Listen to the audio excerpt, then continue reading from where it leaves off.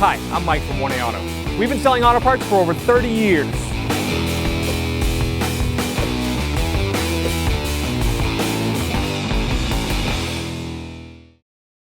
Underhood fuse panel is located here. The lock here. Unlock it, lift it up. Inside, fuse panel is all lined up, so it's as if you're looking at it this way.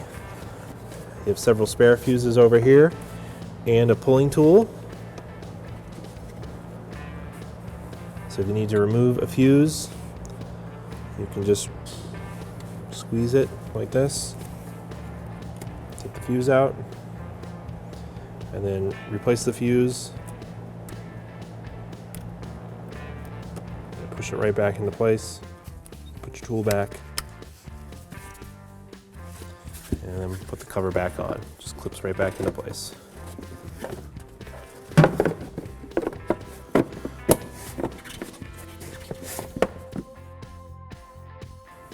Fuse panel is located right here for the interior. You pull down this cover right here and take it off, and right on the cover it tells you what the fuses are, and it's orientated in this direction.